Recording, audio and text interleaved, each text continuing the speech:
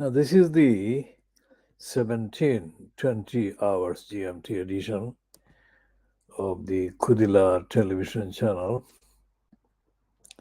broadcasting on the internet under the banner of Baby Angel Geronimo.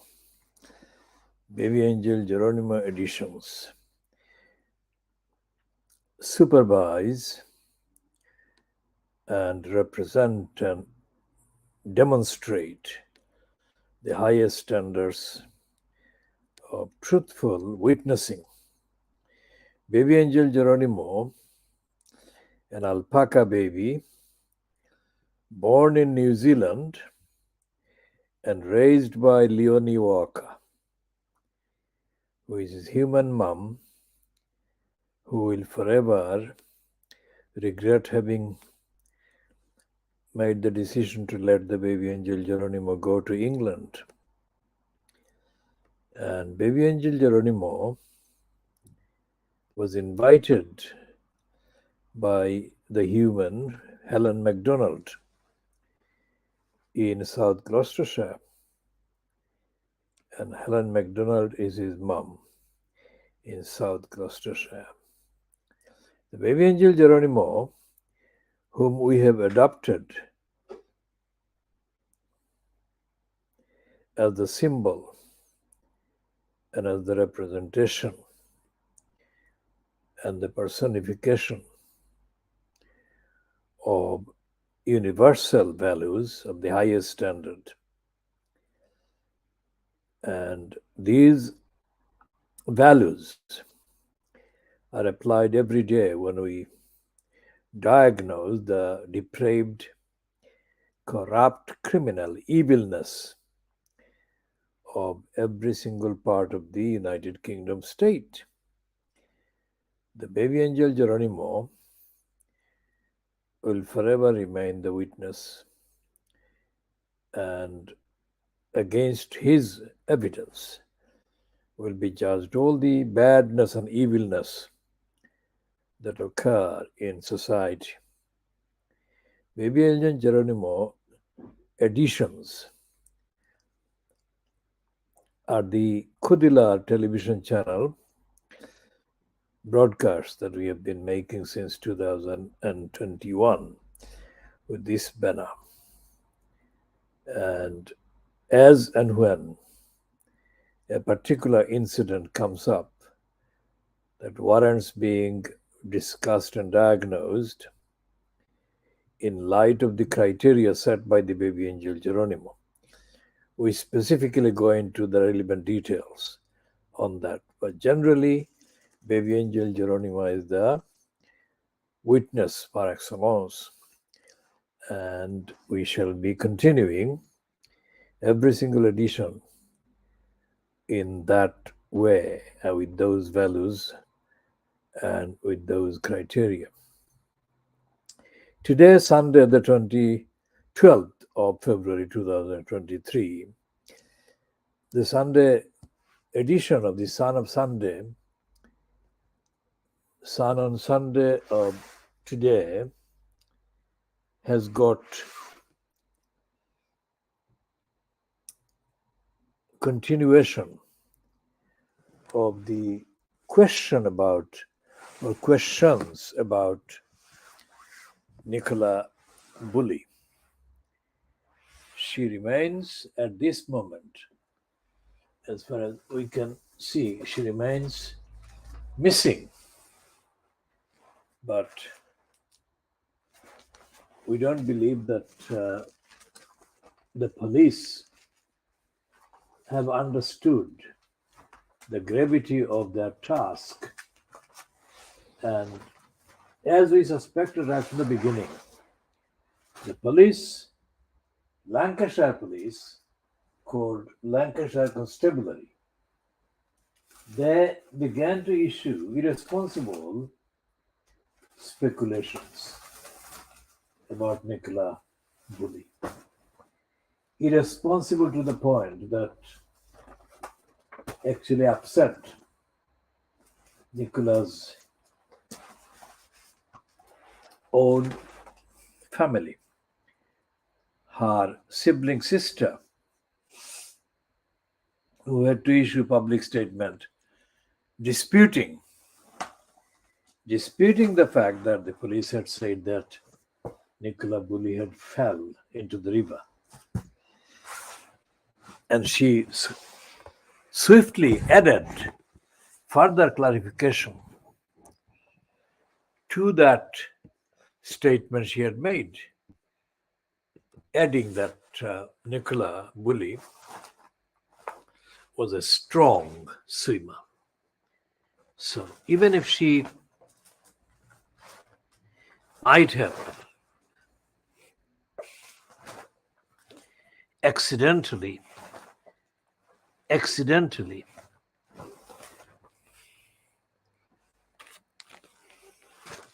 fallen into the river, she would not have disappeared.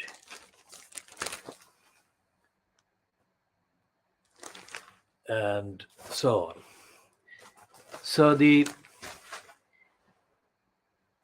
today's newspaper, the Sunday Times, has got, I think, an item about Nicola to the effect that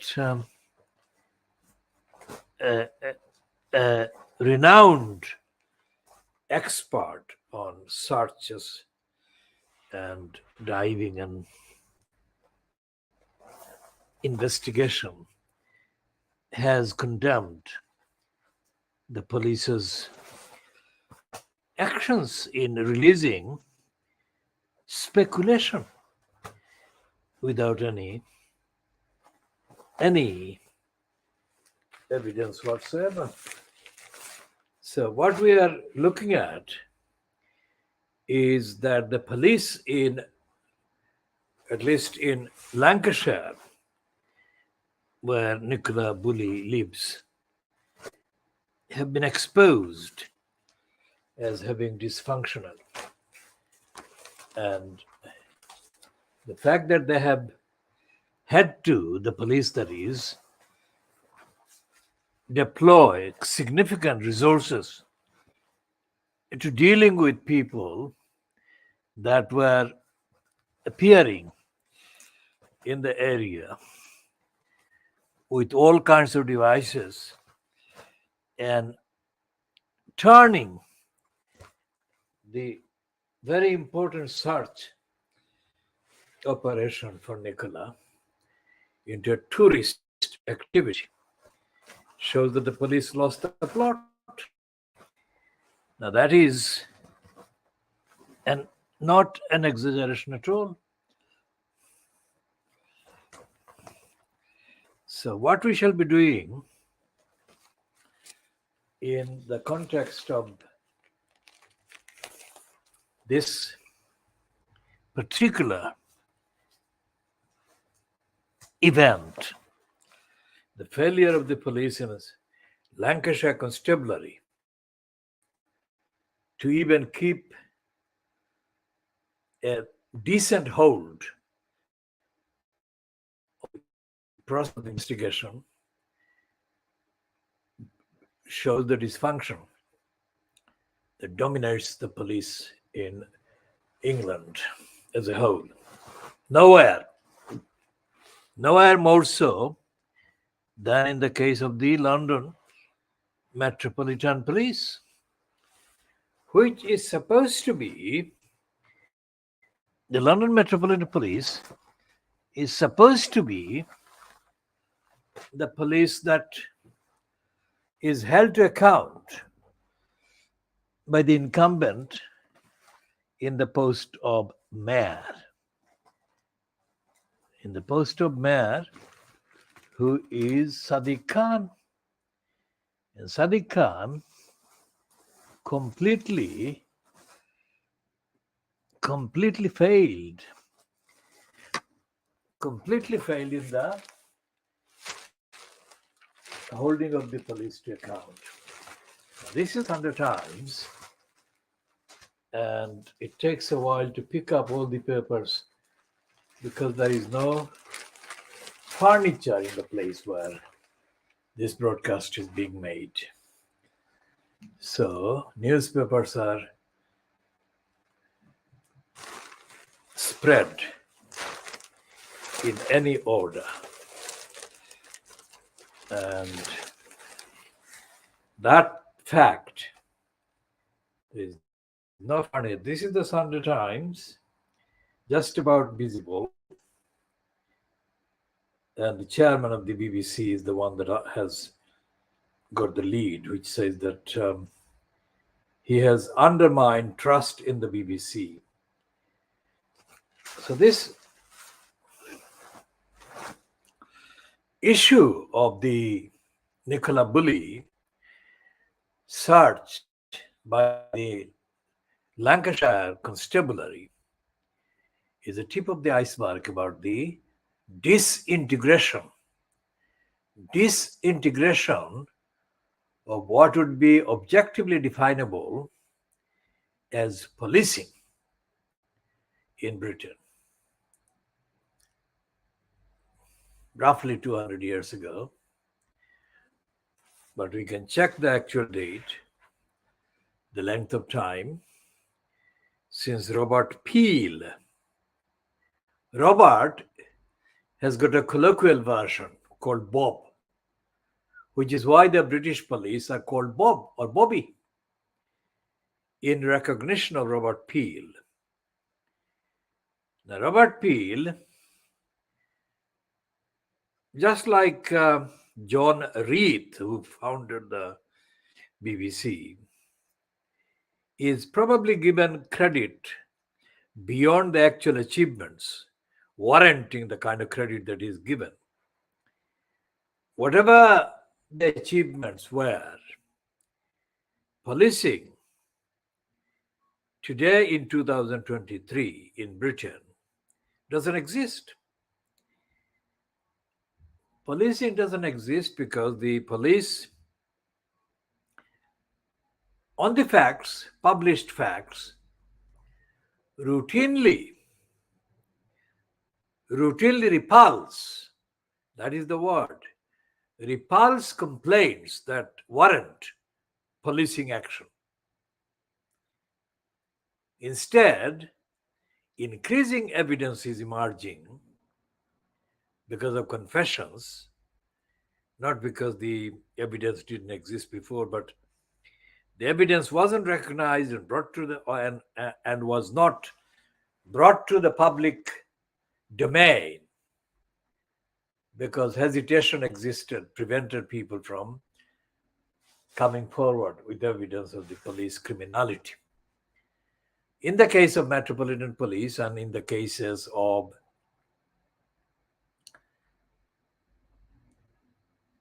the arrest, the kidnapping, the rape, and the burning of the body of Sarah Avarard by Metropolitan policeman Wayne Cousins, and the confession to more than 100 crimes, mostly sexual crimes and rapes, by another policeman, London Metropolitan policeman, David Carrick. These are the tips of the iceberg. So the Metropolitan Police has been dominated by, led by, controlled by actual criminals committing rapes, sexual violence, while they have been, quote, in the force. And this has been going on for years. And as we have said, the last time that any London or the UK public forum recognized and published any kind of report confirming the criminality that dominates the London Metropolitan Police was in the 1960s. So it's 60 years 60 years since the London Metropolitan Police was subject to the publication. Now, every single day, right across the UK and right across London, London is bigger in terms of the population than many countries in Europe and in the world. So every single day, every 24 hours, literally thousands of crimes are committed. But there is no evidence that the police recognize the crimes themselves. They don't detect the crimes themselves, which they should be doing. One of the principal purposes for policing, the police being in existence at huge public cost, was to detect crime. The detection has disappeared from the vocabulary. Now, if that was not bad enough, when members of the public affected by and victimized by criminals reported the crimes concerned to the police turned the other way and they suppressed most of the crimes. Now, we have to take this narrative, this commentary, to what is called West Yorkshire or Yorkshire, where these gangs, described in the British media as the Pakistani origin, born and brought up in England, in Yorkshire, of Pakistani parents. Gangs of Pakistani parents produced men targeted women, young women, the majority of them being white young women, and groomed them, sexually groomed them, raped them, and turned them into prostitutes. And the police knew. The police across the Yorkshire region knew this was going on. Instead of taking rigorous, instant, immediate, thorough, comprehensive actions to stop them, the police, in many cases, accused the victims, the girls, of all sorts of things and harassed them, many of them. So policing is not only not there in England, but policing has become the cover. In many cases, policing has become a cover for crime. This is not what the British commentators normally refer to racistly and imperialistically as banana republic. This is not happening in a banana republic, so-called, in Africa or Asia. This is happening in England because the population of England is demographically the biggest part of the United Kingdom population. And it's happening here. Now, the only outcry and the outrage that has appeared publicly about the police criminality, let's say in the last 2 years, has not come from the so-called democratic elected House of Commons led by Keir Starmer. Democratic elected House of Commons opposition, parliamentary opposition, fronted by Keir Starmer. To this day, that is, when we are talking today about the latest incompetence and corruption and unfitness for purpose by Lancashire police over still missing Nicola Bulley, the opposition, so-called fronted by Keir Starmer, is silent about Nicola Bulley and about the other impact and the implications of the other wrongs that are going on around the particular issue of Nicola Bulley missing. Even as bad as the Rupert Murdoch owned and controlled Scum on Sunday and Scum, bad there, even they are making some stands, taking a stand, asking questions about what is happening in the police role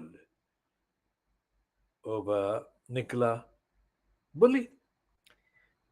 But nothing has come from Starmer. Nothing whatsoever has come from Starmer's so-called spokesperson for affairs to do with the police. Is it Yvette Cooper? Whoever it is, whatever the actual role, there is nothing from Yvette Cooper. Now, this is the edition of the Sun on Sunday today, 12th of February, and it has run, the Sun newspaper has run for the last few days the front page leads about Nicola.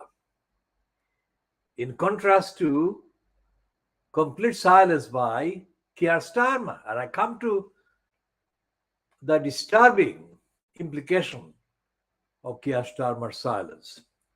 Now, today's Sun on Sunday says, with alerts cops, Nicola, riddle of two men.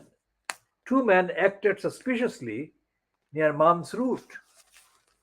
And it says, a witness told police he spotted two men acting suspiciously close to Nicola Bulley's dog walk route the day before she disappeared. It came as cops took CCTV footage from a garage in St. Michael's on Wire, Lancashire, covering the 24 hours before the last sighting of the mom. Right. And the full story is on pages 4 and 5. Now, this is the front page of the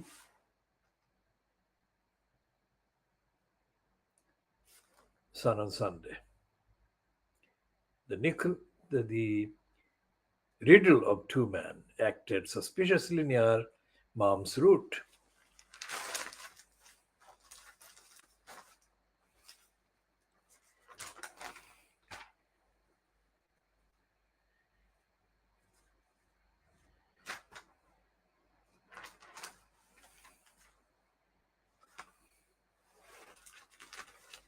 And the pages is a two-page spread on pages 4 and 5. They've got pages 4 and 5 yesterday as well. Only that this is the Sun on Sunday pages 4 and 5. New CCTV twist.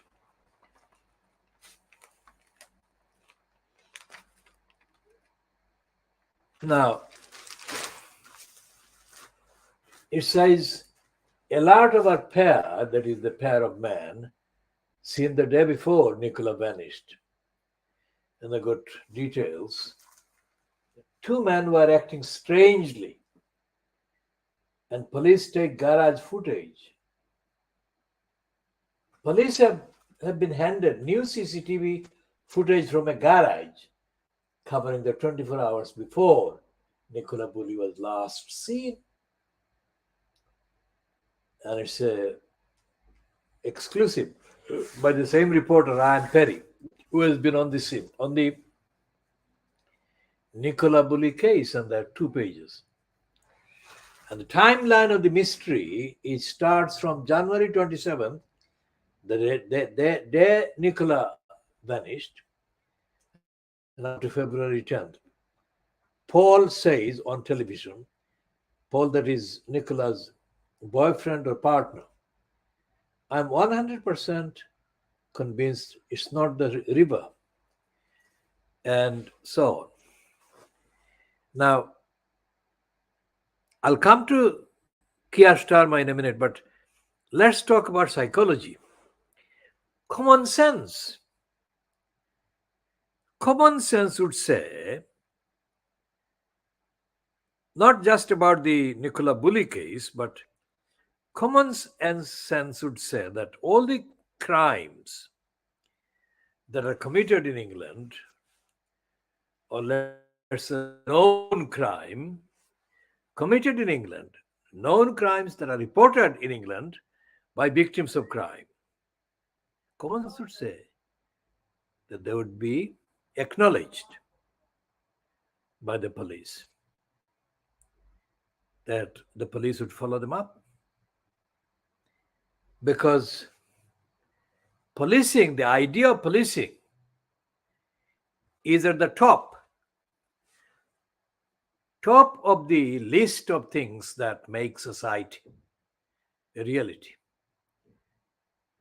And policing is for safety of society, protection of society, protection of the innocent, and so on. Now, when the policing collapses, disintegrates, fragments, and disappears, and becomes a perverted source or a source of perverted misinformation, then society has collapsed. Safety and security have collapsed. So, for example, there is in the kind of social media, in the media, a kind of suggestion that Brian, what is called King Brian, paid a visit to Tower Hamlets.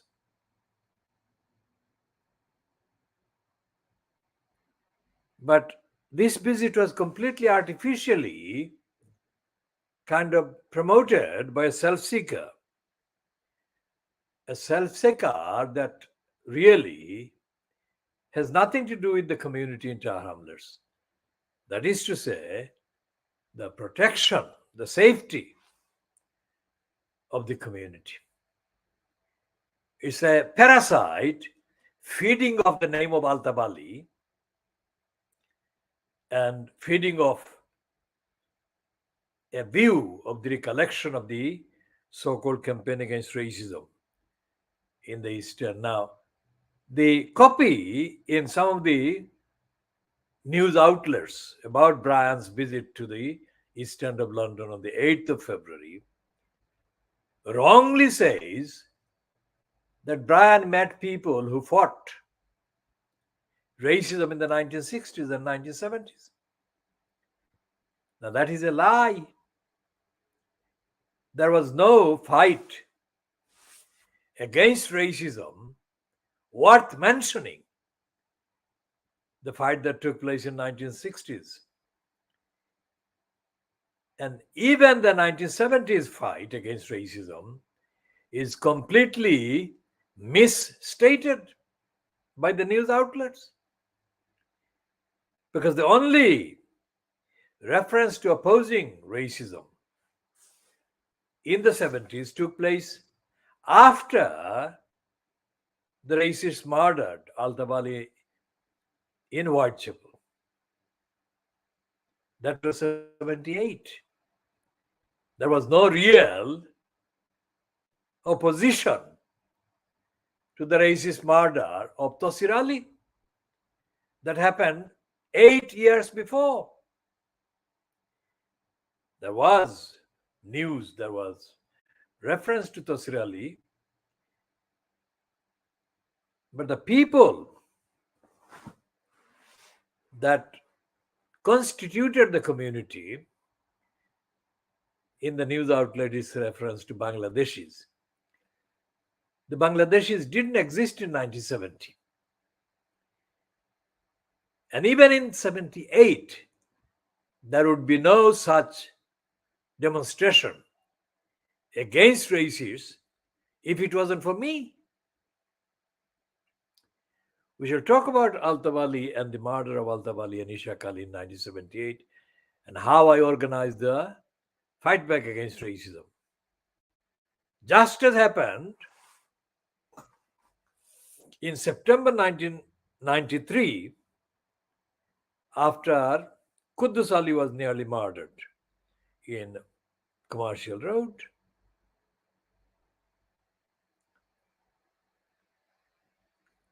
So therefore, there was no real campaign against racism in the 1970s because the Bangladeshis didn't exist until Altawali and Ishaq Ali were murdered. Because Tasir Ali was murdered, he was from the area called Bangladesh later, but he was from East Pakistan. And the people who gathered at the Grand Palace cinema after the murder of Tasir Ali were mainly addressed by a then barrister who is now dead now, the Pakistani barrister, Sibgat Ullah Qadri.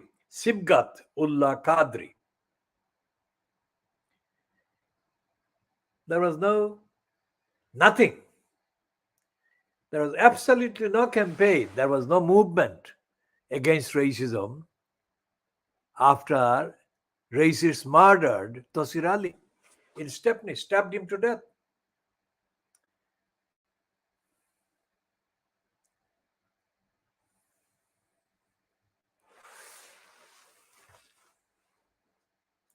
For 50 years, I have been physically defending the community, intellectually defending the community, advocating for the community, articulating the idea and the image and the rights of the community, 50 years plus.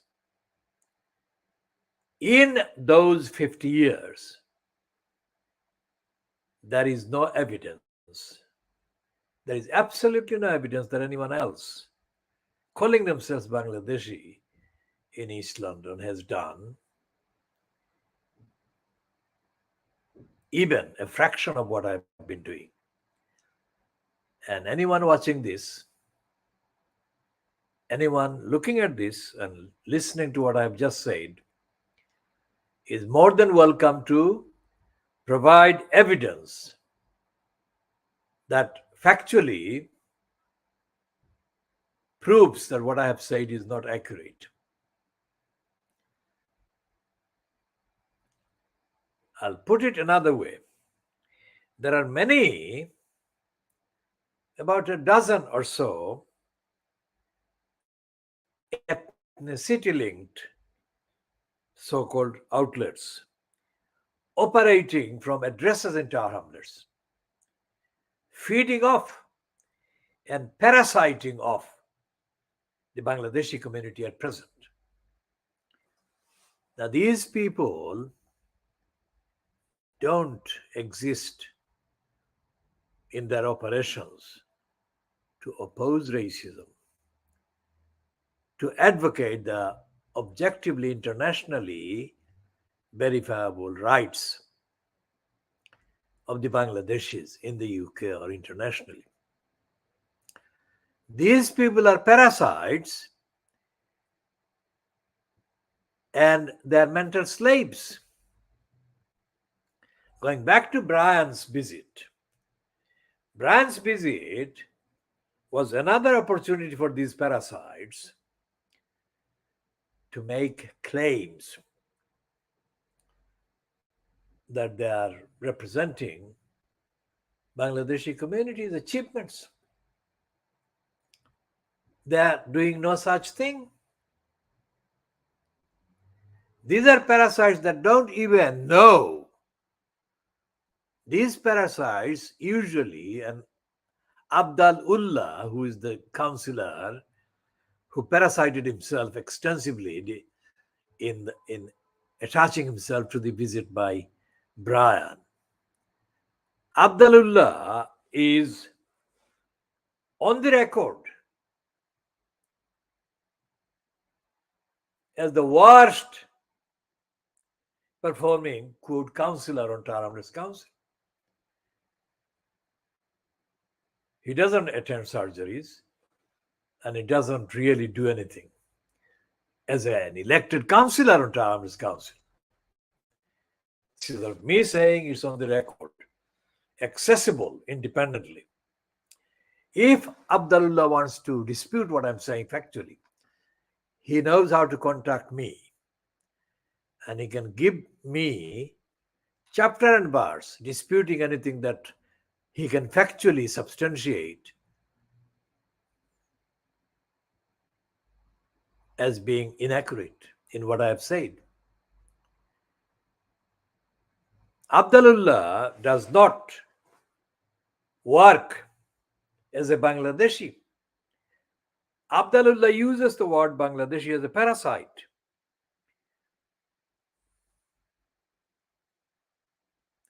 All the key values, all the key purposes, all the key activities and the criteria that constitute a community like Bangladeshis are absent from Abdullah's routine. Abdullah is a known parasite and a mental slave. He is prepared to be a mental slave to a notorious racist midget like John Biggs.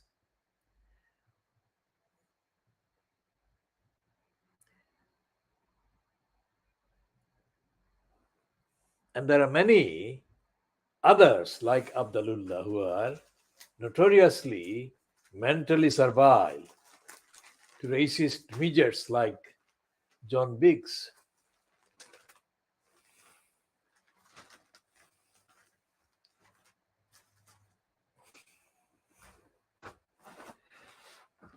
Abdullah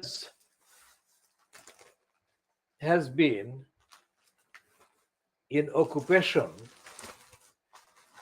of quite a few posts by parasiting himself as a Bangladeshi and as a councillor.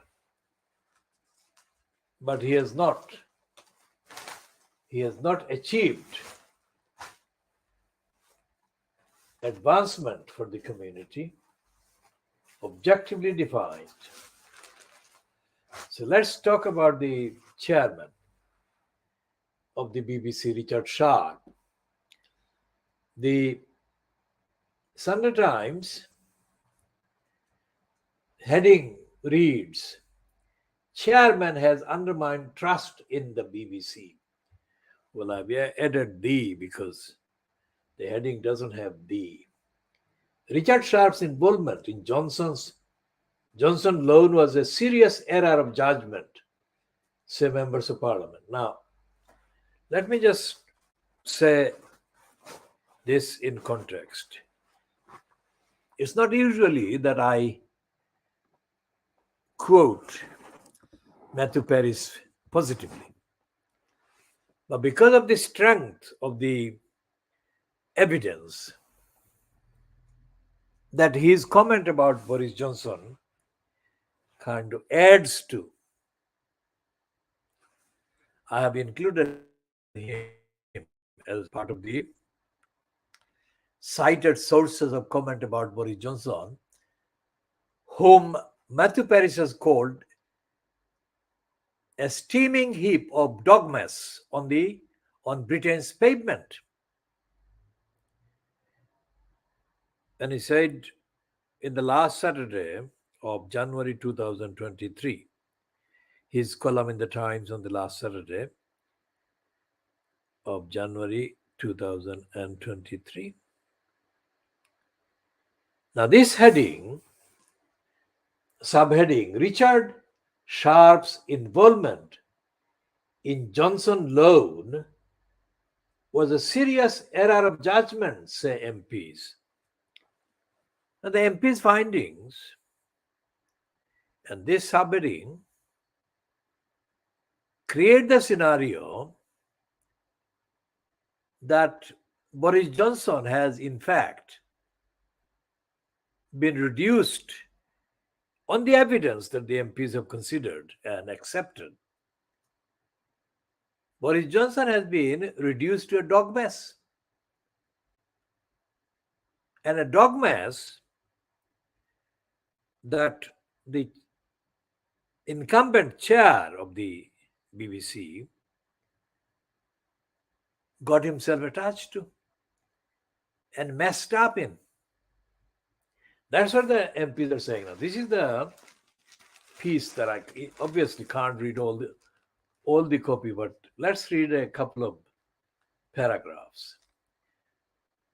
Gabrielle Pogrand and Harry York are the two in the byline. Richard Sharp undermined trust in the BBC and the public appointments system, failed to reveal his role in facilitating Boris Johnson's loan of up to £800,000, MPs have said in a damning report.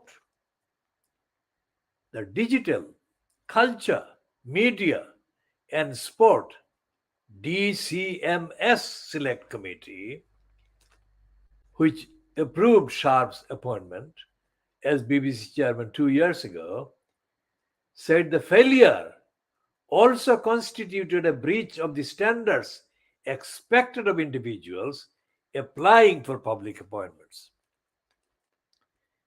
Describing it as a significant error of judgment, the committee urged Sharp to consider the impact his omissions will have on trust in him, trust in the BBC, and trust in public appointments process. Responding to the report last night, Lucy Powell, the shadow culture secretary, said Sharp's position was increasingly untenable, adding, it throws into serious doubt the impartiality and independence that is so fundamental to trust in the BBC. The findings are likely to heap pressure on Sharp, who is still awaiting the outcome of 2 reviews of the controversy. The Sunday Times revealed last month that Sharp, 67, had been involved in discussions leading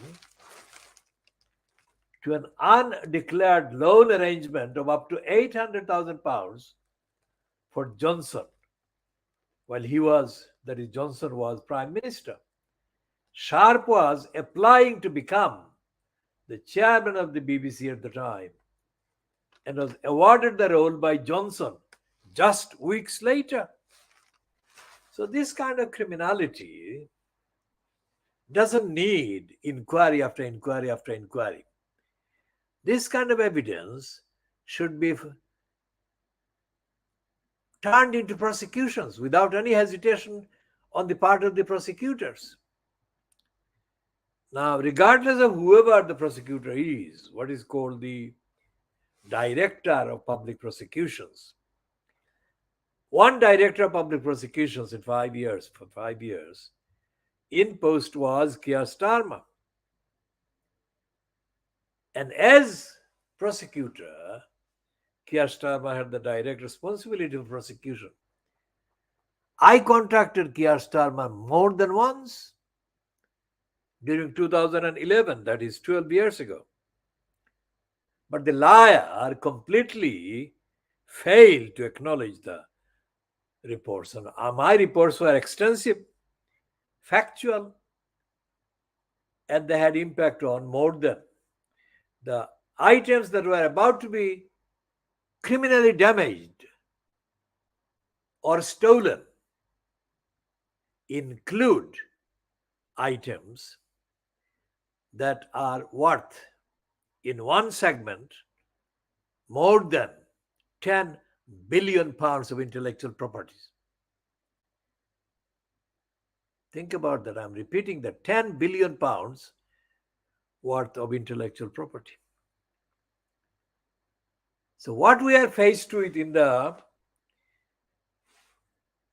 various accounts being published now and publicly made available about the sheer unfitness for purpose of the Lancashire police over the issue of Nicola Bully is a tip of the iceberg. Policing doesn't exist. Prosecution doesn't exist. Now, this takes us back to the commentary about the Jacobins.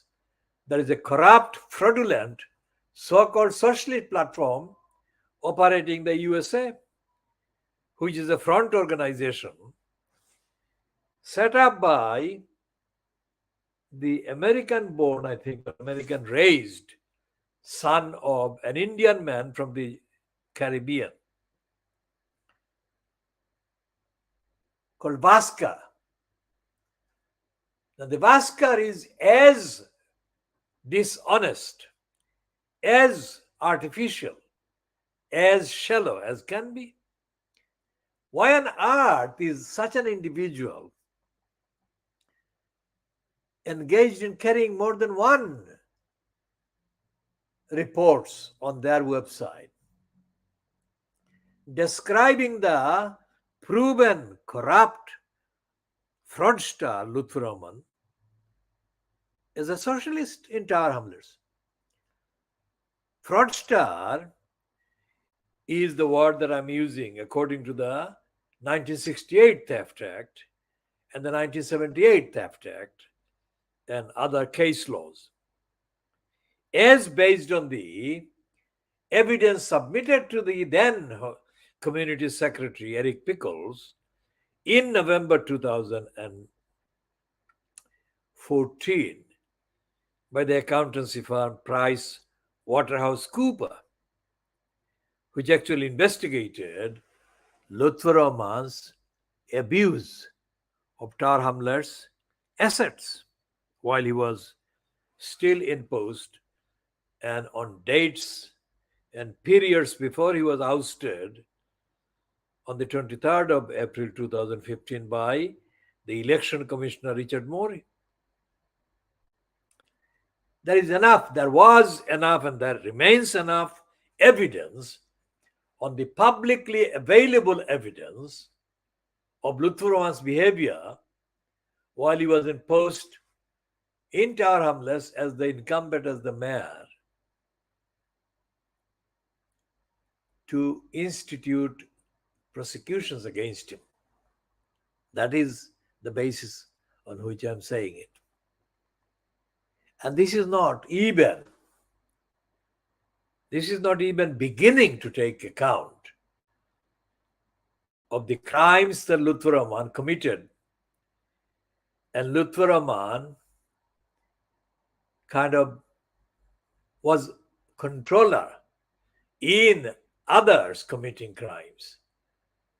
And there are about 20 of his colluders that committed crimes at Lutfur Rahman's behest, on his behalf, and on assets and on resources that I am and have been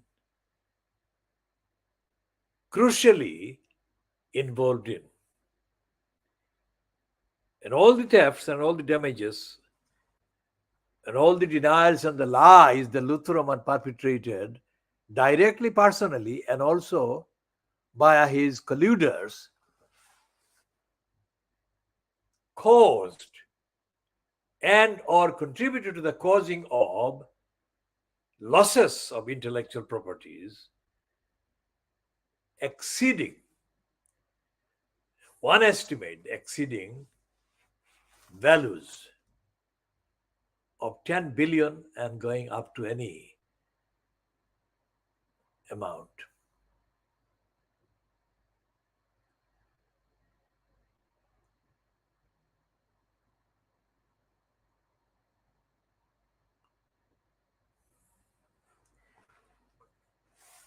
So the Sunday Times talks about Richard Sharp.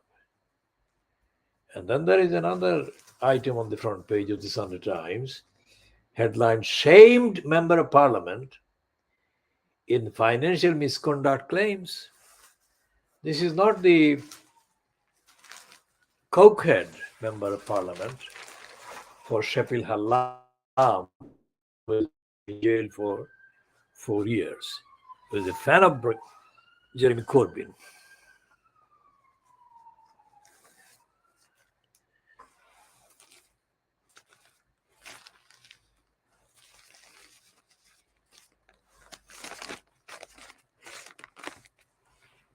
This is another one.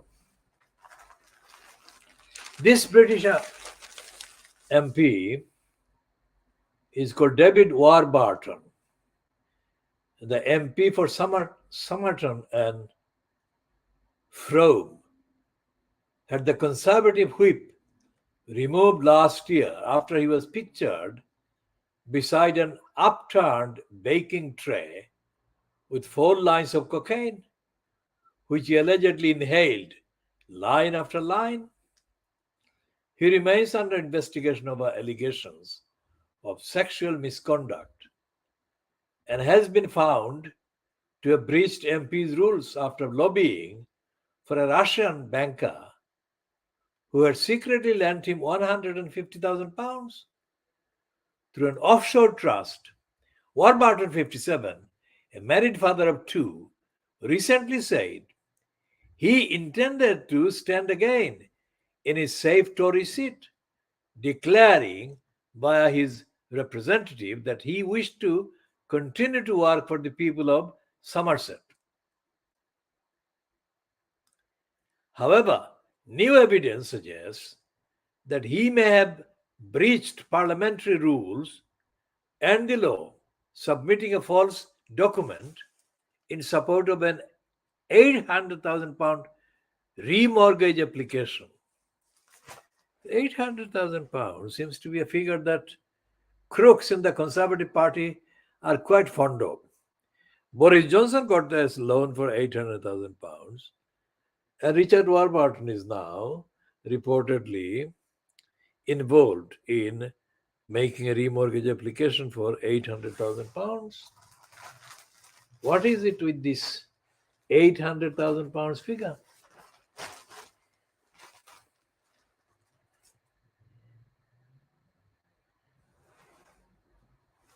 And on page 9 of the Sunday Times today, there is a smiling picture of both Nicola and her partner. And the heading to the piece says, if you don't know Nicola drowned, don't say it. And it's a piece by Simon Harding. And the subheading is the one of Britain's most renowned detectives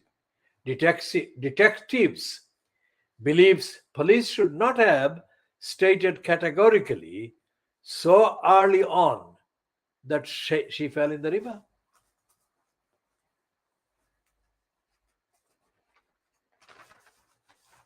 And then there is the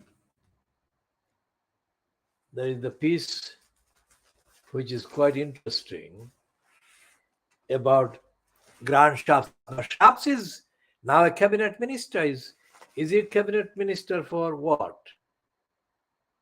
Let's see what post he has been given by Sunak. Charming to a fault, but don't ask about his CV. The curious rise of shape-shifting Shapps. That's the heading. As a piece by Charlotte Ivers. And the subheading is the Teflon Tory may be a spiritual heir to Boris Johnson, says Charlotte Ivers. Now here is the kind of beginning paragraph about Grant Shapps. I will always remember the moment I fell in love with Grant Shapps.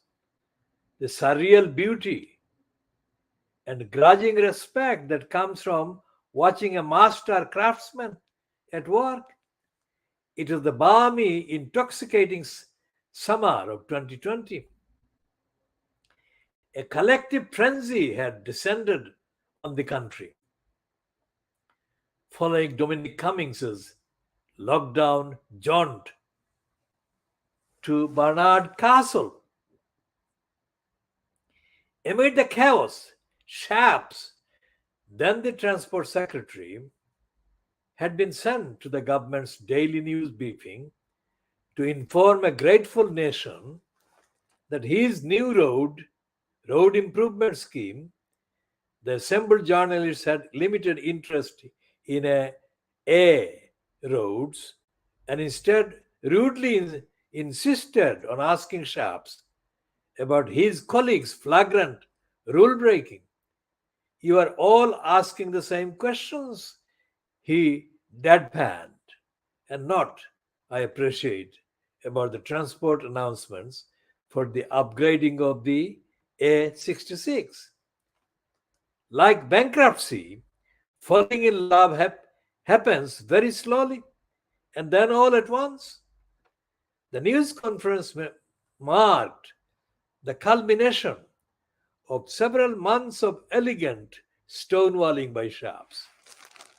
Nicknamed by his colleagues the Minister for the Morning Round, the new Energy Secretary has built in impeccable reputation in Westminster for his ability to take any amount of hammering by broadcasters, jovially sticking to the government line, no matter how self evidently insane that line might be. He is good on television. One long standing colleague of his told me last week, because he will say literally anything. He's an enthusiastic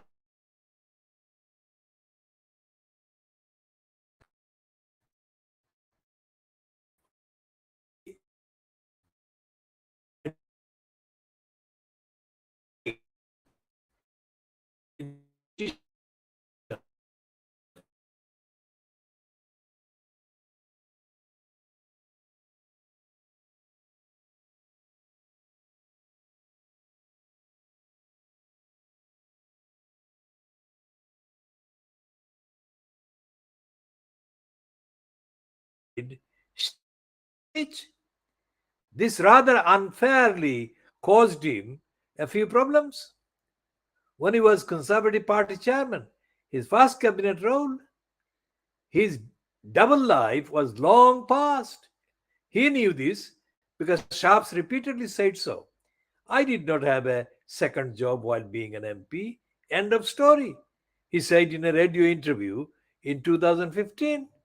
When, a few weeks later, the Guardian uncovered audio evidence of Sharps conducting said second job while being an MP, he considered that he may have overly firmly denied the existence of that self-same second job. But look, who among us has not been confused as to whether we were secretly operating a get rich quick scheme under a pseudonym? Luckily, the rest of Sharp's tenure as party chairman was a roaring success. The Electoral Commission fined the party £70,000 for failing to accurately report its campaign spending on three 2014 by elections, as well as in the 2015 general election. A party official later received a suspended sentence after being found guilty of two charges of falsifying expenses. In one of the darkest periods of the recent history of the Conservative Party, a young activist took his own life after a protracted period of bullying by a party official. Sharps, by then a minister, junior minister, international development minister, had to resign after it emerged he, as chairman, had been aware of claims of bullying against the official. Now, this is a reference to Tetla Tory. She'll come to that. None of this has stopped his meteoric rise. After a period out in the cold under Theresa May, Sharps made a glorious return as Boris Johnson's transport secretary. The brief suited Sharps, who is an enthusiastic amateur aviator. He once flew to a BBC panel recording in his own plane. At times, it suited him too much.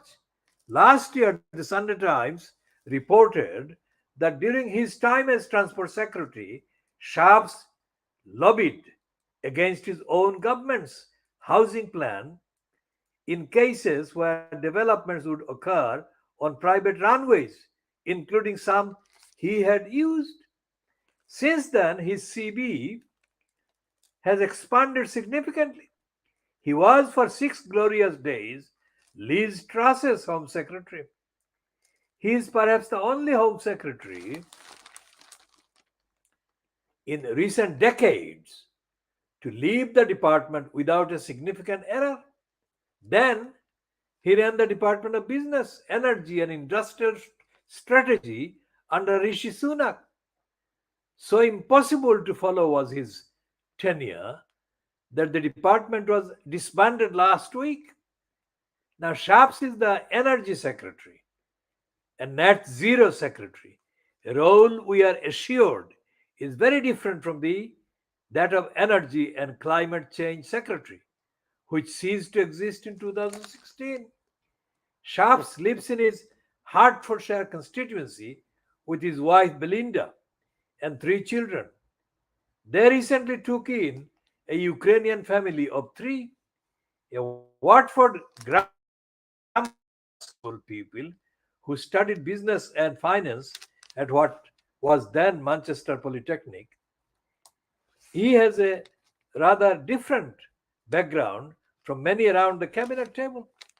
Prior to politics, he founded Print House Corporation, a print and marketing business. His parents ran an audio and video equipment business. His cousin is Mick Jones, formerly of the Clash. He has, though, made enemies in his time in Westminster. He is a virulent fantasist, were the first words out of one of his colleagues' mouth when I called last week. But he is also known as for his charm and has gathered the sometimes grudging respect of his colleagues. Grant Shapps is one of the most talented, self publicizing ministers in the generation.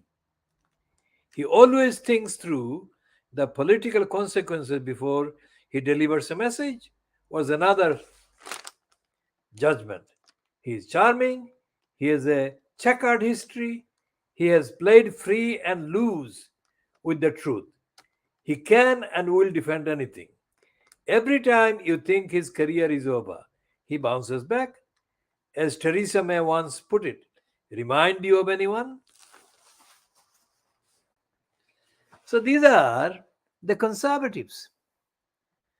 So we shall be continuing with the updates. Obviously, there are quite a few updates to cover. But for the time being, at this stage, at 1 hour and 4 minutes, we shall end this particular edition, part A. Whenever the next part is available, possible, we shall be doing the necessary updates then.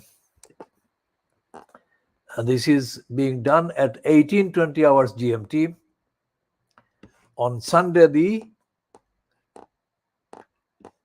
12th of February 2023.